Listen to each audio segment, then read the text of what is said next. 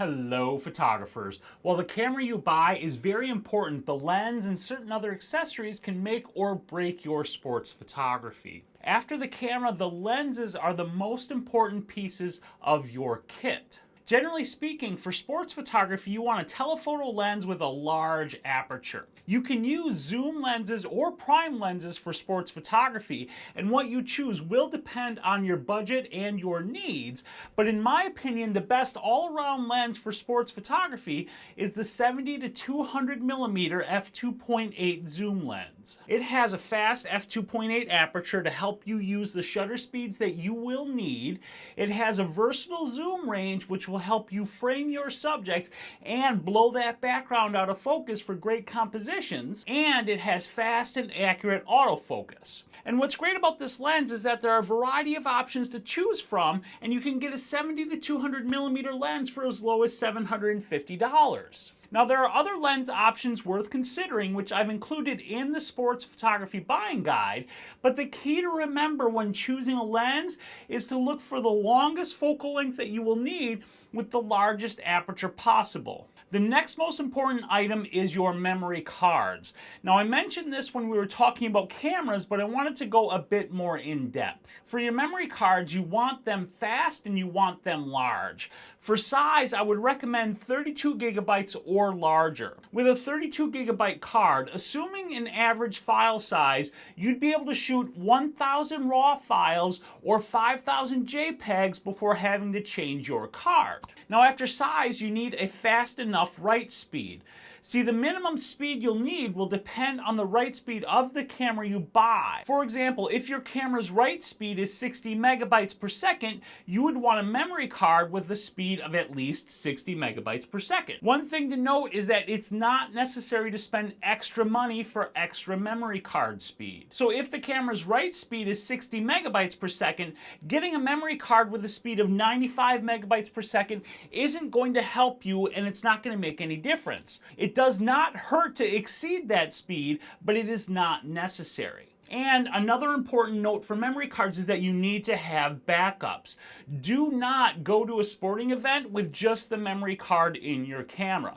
I would recommend that you have at least 3 memory cards total, 2 backup cards plus the card in your camera. And speaking of backups, you should have at least 2 backup batteries for your camera when you're out shooting sports. And that gives you the minimum viable kit for sports photography. You have your camera body, you have your lens, memory cards, and your batteries. That's the minimum, but there are a few optional items that you might want to consider, starting with a monopod. Now, a monopod is a single-legged tripod, which is great because it doesn't take up a ton of room like a regular tripod does.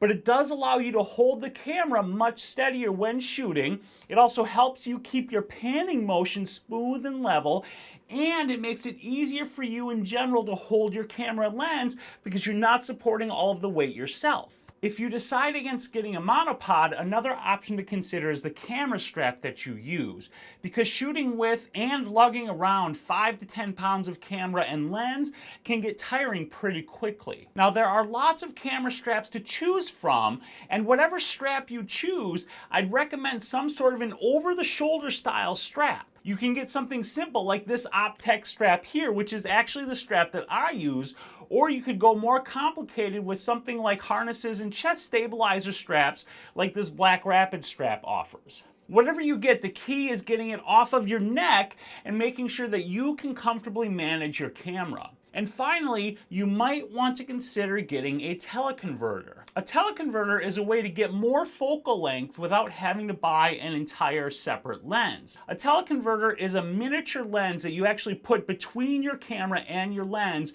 to increase the effective focal length of that lens. It works by magnifying the image projected onto the camera sensor, and the increase in focal length depends on the teleconverter's magnification strength. Common teleconverter strengths are 1.4x, 1.7x, and 2x. So a 1.4x teleconverter used with a 70 to 200 millimeter lens makes the effective focal length 98 to 280 millimeters. This is the principal benefit of a teleconverter, getting the extra focal length, but that extra reach does come at a cost. because using a teleconverter reduces the amount of light that you get through the lens. This can limit the fastest shutter speed that you'll be able to use when you're shooting. Additionally, teleconverters can slow down the autofocus speed of your camera, and they can degrade your image quality. Now, I'm going to be talking about teleconverters in much more depth on the Thursday Q&A video. But the bottom line is that if you need extra zoom beyond the lenses that you already have, and you cannot afford to buy a lens like this 300mm f4, a teleconverter is an economic way to get the zoom that you need without having to spend the money you don't have. Now, as I mentioned at the beginning of this video, I put all of this together for you in my free sports photography buying guide, which you can download right here. So click this link to download the guide, and if you have any questions about this, about photography in general, let me know down in the comments. And then do me a favor, would you like this video? Subscribe to my channel. And if you really like this video, please share it with your friends. I really appreciate the shares, but the most important thing you guys need to do is get out there and take some damn photos. I'll see you guys on Thursday to talk about teleconverters.